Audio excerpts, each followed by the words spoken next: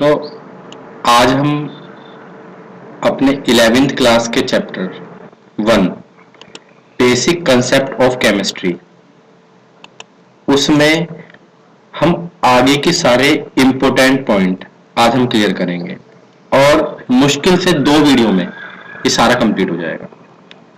तो हमें इससे क्या मिलने वाला है, हमें सबसे ज्यादा इंपॉर्टेंट चीज तो ये है एक कि ये केमिस्ट्री का बेसिक्स है, तो इसे आप इग्नोर कर दें और फिर सीधा 12th क्लास की बात करें तो ये बहुत मुश्किल बात है, क्योंकि इसी से ही मोलैलिटी, मोलैरिटी, मोल फ्रैक्शन, बहुत सारे इंपीरिकल फॉर्मूला और ये बहुत सारे पॉइंट जो हैं वो आपको इसी से ही मिल सकते हैं।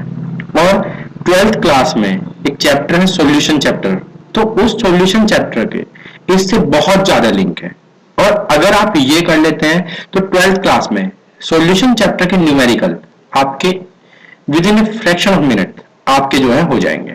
तो हमें ये बहुत इंपॉर्टेंट पॉइंट है, इसे क्लियर भी करना है और इसे जो है हमें ये भी ध्यान रखना है कि ये ऐसे नहीं कि पढ़ के छोड़ दोगे, इसे पढ़ के छोड़ना नहीं है, ये इंपॉर्टेंट है, तो इसे ही आप जरूर याद करें। अब तक मैं इसमें क्या पढ़ा चुका था, मैं एवोगैड्रो लॉ पढ़ा चुका था इसमें, और इससे आगे का पढ़ना शुरू मैं करता हूं इसमें। तो हम इसमें ये चाहेंगे कि हम इससे आगे का पॉइंट सारा क्लियर कर लें। एवोगैड्रो नंबर तक, ये एवोगैड्रो लॉ तक ये कंप्लीट हो गया था, उससे आगे चलते हैं। तो डाल्टन्स की एटॉमिक थ्योरी, बेसिकली डाल्टन्स की एटॉमिक थ्योरी जो है वो कंसेप्ट 9th क्लास में पढ़ाया जाता है और 9th क्लास में उसे बहुत अच्छे तरीके से पढ़ा के हम वहां पे भी जो है छोटे छोटे पॉइंट्स उससे पढ़ा के क्लियर कर लेते हैं आगे के। लेकिन यहां पे इसे पढ़ाने का क्या रीजन है, क्योंकि यहां पे जो है फिर दोबारा वो इसी के ही छोटे छोटे पार्ट वो सारे जो है क्लियर करेगा। अब तक वो जो पार्ट क्लियर कर रहा है वो डाल्टन्स की एटॉमिक थ्योरी उसने बता दी थी 9th क्लास में, लेकिन उससे रिलेटेड जो सारी बातें थी वो उसने वहां पे क्लियर नहीं करी थी, लेकिन वो यहाँ पे उसे क्लियर करना चाहता है, क्योंकि अगर वो उसे यहाँ पे क्लियर करेगा तो उसे वो आने वाले टाइम में जो उसके क्वेश्चंस हैं उन पे अप्लाई करवा सकता है आपसे। ठीक है, तो हम क्योंकि ये चैप्टर फर्स्ट चैप्टर है और second chapter structure of atom वो इससे बहुत ज्यादा रिलेटिव है। अगर उसमें आपको वे सारे मॉडल पढ़ने हैं जो कि 9th क्लास में कभी आते थे, 10th क्लास में छोटे मोटे मॉडल थे, तो वो जो सारे मॉडल हैं वो सारे मॉडल आपको सीधा 11th क्लास के सेकंड चैप्टर में मिलेंगे और जो फर्स्ट चैप्टर से जो है बहुत ज्यादा रिलेटेड। तो इसे पढ़ते हैं। तो basic postulate of Dalton's atomic theory, basically Dalton जो है, जॉन डाल्टन, वो बहुत ही फेमस साइंटिस्ट है जो कि अपनी एटॉमिक थ्योरी देता है और बताता है कि एटम के साइज, शेप, मास, प्रॉपर्टीज ये सारी की सारी आपको डाल्टन्स की एटॉमिक थ्योरी से पता लगेगी सबसे पहले। उसके बाद फिर बाकी की थ्योरी आई जिसमें थॉमसन थ्योरी, रदरफोर्ड थ्योरी और उसके अलावा ये नील बोर की थ्योरी, वो तीनों की तीनों थ्योरी इसके बाद की है और ये सबसे पहले थ्योरी थी।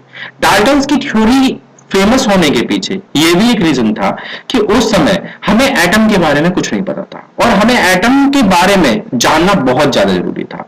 जो साइंटिस्ट इसके बारे में बता रहा था वो बहुत एक्चुअल, लगभग 99% वो करीबन इसमें सच बता रहा था और जो कि आगे जाके प्रूव भी हो गया। तो वो यहां पर क्या बता रहा है, इसे हम क्लियर करेंगे इसके पॉइंट से। तो बता रहा है all substances are made up of tiny indivisible particle called atom. तो उसमें ये कह रहा है, पॉइंट है बहुत ज्यादा इंपॉर्टेंट है, हर लाइन इसके जितने भी पॉइंट लाइन है, एक एक लाइन पूरी अपने आप में केमिस्ट्री है। आप एक एक लाइन को इग्नोर नहीं कर सकते, हर लाइन का अपने आप में बहुत बड़ा मीनिंग है। तो हम इसे समझते हैं। ऑल सब्सटेंसेस, यहां पे लिखा हुआ है, all substances are made up of tiny indivisible particles called atoms. वो कह रहा है कि जो भी सब्सटेंसेस दुनिया में आप देख रहे हैं वो सब बहुत ही छोटे छोटे, टाइनी, छोटे छोटे, इंडिविजिबल, जिन्हें डिवाइड नहीं करा जा सकता, पार्टिकल से मिलकर बना है और जिन्हें हम क्या कहते हैं, एटम्स। ओके, आगे चलते हैं। Atoms of a given element are identical, atoms of a given element are identical in properties like shape, size, mass and properties. तो ये वो क्या कह रहा है इसमें, ये भी ध्यान देंगे कि अगर किसी एलिमेंट के, एटम की बात करें तो वो सब आइडेंटिकल हैं, एक जैसे हैं, उनकी शेप एक जैसी है, उनका साइज एक जैसा है, उनका मास एक जैसा है और हर एलिमेंट की जो एटम है उनकी प्रॉपर्टीज भी सेम है बिल्कुल। तो इसमें कोई अलग बात नहीं है, बहुत ही इंपॉर्टेंट बात बताई थी इन्होंने, ठीक है। लेकिन जो ये बात बता रहा है उसकी एक एक लाइन का अपने आप में बहुत बड़ा मीनिंग है केमिस्ट्री में। आगे चलते हैं। Atoms of different element differ in properties, कि डिफरेंट एलिमेंट के एटम जो होंगे वो भी प्रॉपर्टीज में क्या होंगे, डिफरेंट होंगे। ये चीज भी बहुत ज्यादा इंपॉर्टेंट है। आगे चलते हैं, इसे ही मार्क करते हैं, और बहुत ज्यादा इंपॉर्टेंट पॉइंट है आपकी कॉपी में, ये बहुत इंपॉर्टेंट तरीके से नोट होना चाहिए, इंपॉर्टेंट है, इसे मिस नहीं करेंगे कहीं से कहीं तक भी। Atoms is smallest unit that take part in chemical combination.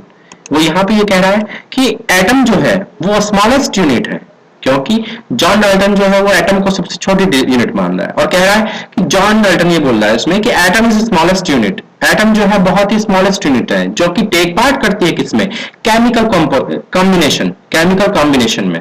Chemical combination मतलब C+O2, आप ये अगर कह रहे हैं C+O2 CO2 बन जाता है, तो ऐसा नहीं है कार्बन है ऑक्सीजन, नहीं, इसका बहुत बड़ा रिलेवेंस है कि इनके अंदर एटम्स भी हैं, और वे एटम्स आपस में केमिकल कॉम्बिनेशन का लो लगा के जो है आगे जाके हमें प्रोडक्ट देते हैं। ओके, आगे चलते हैं। Atoms can neither be created nor be destroyed during any physical और केमिकल चेंज। तो वही कहा यहाँ पे क्या कह रहे हैं कि एटम्स जो हैं वो ना तो बनाए जा सकते हैं ना ही खत्म करे जा सकते हैं, चाहे वो फिजिकल मेथड से हो चाहे वो केमिकल मेथड से। ठीक है, आगे चलते हैं।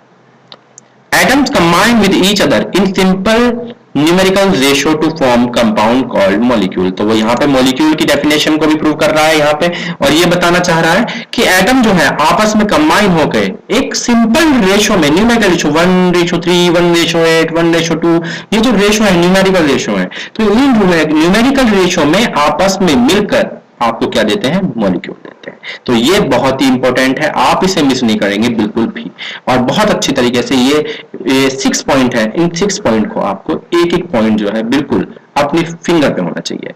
बिल्कुल इसमें कोई थंब रूल बनाने की जरूरत नहीं है, क्योंकि ये छोटे छोटे पॉइंट है तो इन्हें मिस भी नहीं कर सकते हम, और बहुत ही आसान है। आप इसे 11th में भी सुन रहे हैं, इसका एक वर्जन 9 से थोड़ा एक्सटेंडेड हो गया यहाँ पे, फिर थोड़ा ग्रेजुएशन के हिसाब से देखेंगे वहां पे थोड़ा और एक्सटेंडेड मिलेगा, फिर और ज्यादा पोस्ट ग्रेजुएशन में देखेंगे और ज्यादा एक्सटेंडेड मिलेगा। तो ये बस एक्सटेंडेड का लो है, लेकिन ये बहुत ही इंपॉर्टेंट है। आगे चलते हैं। एटम के मॉलिक्यूल की यहाँ पे ये डेफिनेशन बता रहा है। Atom, it is a smallest particle of an element. Particle जो कि एलिमेंट की सबसे छोटी यूनिट बता रहा है, किसे क्या कह रहा है, atom. which may or may not have independent exist is called atom, an atom। कि वो कह रहा है कि ये हो भी सकता है कि वो अपने आप में अलग मिल जाए, और ये हो भी सकता है कि वो ना मिले, तो एग्जिस्टेंस उसकी मिल सकती है, वो ही क्या है, एटम है। For example oxygen, hydrogen etcetera, बहुत सारे एलिमेंट आपको दिखाई दे रहे हैं। एटम की सिंपल भी है, एग्जिस्टेंस अपने आप में भी है, और इंडिपेंडेंट भी वो जो है काम कर यहाँ पे एग्जिस्टेंस शो कर रहा है। ठीक है, आगे चलते हैं। तो मतलब एक एटम के बारे में जो यहाँ पे बताना चाह रहा है, उससे वो ये नहीं कहना चाह रहा कि एटम आपको मिल नहीं सकता, बिल्कुल मिल सकता है। एटम की बात वो ये कह रहा है कि आपको ऑक्सीजन दिखाई दे रही है, इसके अंदर भी एटम है। आपको H2O दिखाई दे रहा है, उसके अंदर भी एटम है, तो अपने आप में एग्जिस्टेंस उसकी ऑक्सीजन के साथ अकेले में है। लेकिन अगर H2O की बात करें तो वहां पे कंबाइन हो गई है उसकी एग्जिस्टेंस सबके साथ, H और O के साथ भी, वहां पे देखिए। आगे चलते हैं। Molecule, it is smallest particle of substance which is capable of independent existence, for example H2O, O2। तो इसमें क्या कह रहा है कि ये कैपेबल है, ये it is smallest particle of substance, smallest particle है सब्सटेंस के, which is capable of independent existence. आप H2 में से H को अलग कर दो, O को अलग कर दो, तो ये अपने आप में एग्जिस्टेंस है, इंडिपेंडेंट एग्जिस्टेंस है, उसकी बात कर रहा है। और बता क्या रहा है कि कॉम्बिनेशन भी है, क्या है, H2O, O2। बहुत सारी इनकी डेफिनेशन आपको देखने के लिए मिल सकती है। तो मॉलिक्यूल की ये डेफिनेशन है, आप इसे लर्न करें अच्छे तरीके से, मार्क करा है मैंने, उस मार्क को जरूर याद करें। ठीक है, आगे चलते हैं। Atomic and molecular masses. Atomic masses यहाँ पे हम कर रहे हैं। It is mass of an atom, एक एटम का मास क्या है, atomic mass. It is represented by atomic mass unit AMU, atomic mass unit, और यूनिफाइड मासेस। एक्चुअली में होता क्या था कि शुरुआत में साइंटिस्ट AMU के ऊपर थे, लेकिन बाद में उन्होंने कहा कि AMU कहने की जरूरत नहीं है, ये क्योंकि प्रेजेंट टाइम चल रहा है, जो न्यू एरा चल रहा है केमिस्ट्री का, उसमें वो सब क्या कह रहे हैं, unified masses. One atom mass unit AMU is the mass exactly equal to 1/12 the mass of carbon 12। मतलब वही क्या कहना चाह रहा है कि 8 एटॉमिक मासेस की वैल्यू को क्या कह रहा है कि 1 atomic mass unit 1 mu is mass exactly equal to 112 और मास ऑफ 1 कार्बन 12 एटम, कि कार्बन 12 के देखिए यहां पे कार्बन 12 की बात कर रहा है। इसमें थोड़ा लाइन में ध्यान देंगे कि लाइन थोड़ी अलग बात बता रहा है, वो कार्बन -12 नहीं, कार्बन 12, क्योंकि कार्बन के एलोट्रोप्स हैं, आइसोटोप्स हैं, ठीक है।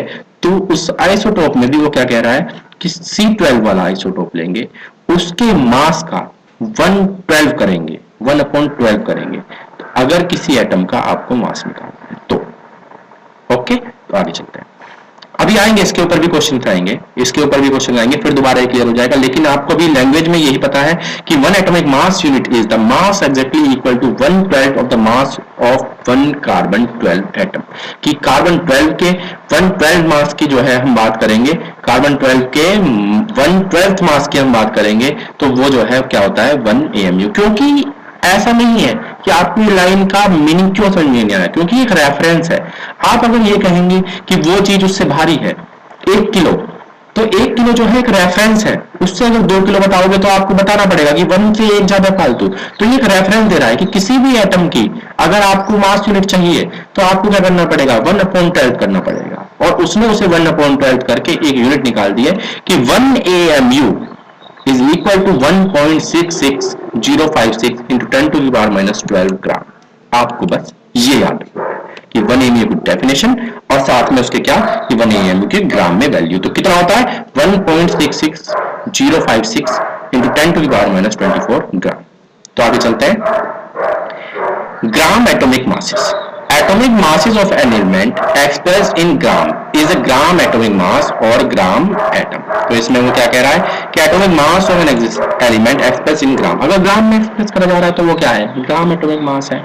और मोलिकुलर मास यहाँ पे चल रहा है, it is the mass of molecule of covalent compound, कि कंपाउंड की अगर आप कंपाउंड आपके सामने है और उसका मास निकाल लो, हर एलिमेंट का अलग अलग करके सम कर दे रहे हो, तो क्या आ रहा है मॉलिकुलर मास। डेफिनेशन है छोटी सी, it is equal to the sum of atomic masses of all element present in the molecule, कि मॉलिक्यूल के अंदर जितने भी एलिमेंट प्रेजेंट हैं उन सबका अगर आप मास निकाल दो और उनका सम कर दो तो वे सब आपको क्या दिखाई देंगे, आपको उनके मॉलिक्यूलर मास दिखाई देंगे।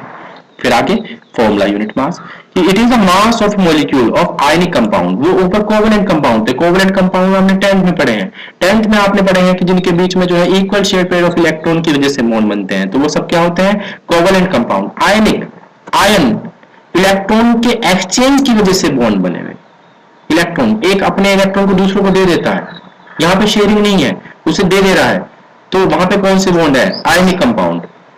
इट इज द सॉरी मैं एक्सचेंज बोल गया, एक्सचेंज वहां पे वर्ड बिल्कुल गलत प्रूव होता है, क्योंकि वहां पे वो ये कहना चाह रहा है कि आयनिक कंपाउंड में है जो अपने इलेक्ट्रॉन को दूसरे को दे देते हैं। एक्सचेंज यहाँ पे सॉरी होगा कि वो डोनेट कर देते हैं, सॉरी। आगे चलते हैं, it is mass of molecule of an ionic compound, तो ये यहाँ पे लाइन कर देते हैं। It is also equal to the sum of atomic masses of all element present in the molecule, कि मॉलिक्यूल में एटॉमिक मासेस हर एटम का मास आप निकाल लेंगे और उनका सम कर देंगे, तो आपका क्या आ जाएगा फॉर्मूला यूनिट मास। तो ये आपको यहाँ पे आ गया। इसके आगे के पॉइंट जैसे मोल फ्रैक्शन या मोल कंसेप्ट जो आप पढ़ेंगे, मोल पढ़ेंगे, मोलर मास पढ़ेंगे, मोलर वॉल्यूम पढ़ेंगे, परसेंटेज कंपोजिशन पढ़ेंगे, ये जो सारा पॉइंट है और जितनी भी इसके आगे की केमिस्ट्री मैं आपको एक वीडियो में ये क्लियर करवाने की कोशिश करूंगा, ठीक है। तो अगली वीडियो बहुत ज्यादा इंपॉर्टेंट है, उसे मिस बिल्कुल मत करना, क्योंकि उसमें molar mass, molar volume, percentage composition, basically molar mass और मोल फ्रैक्शन, ये मोल कंसेप्ट बहुत इंपॉर्टेंट है, बहुत ज्यादा, बिल्कुल मिस नहीं करना है इसे और बहुत अच्छे से पढ़ना है इसे, ठीक है। Thank you friends.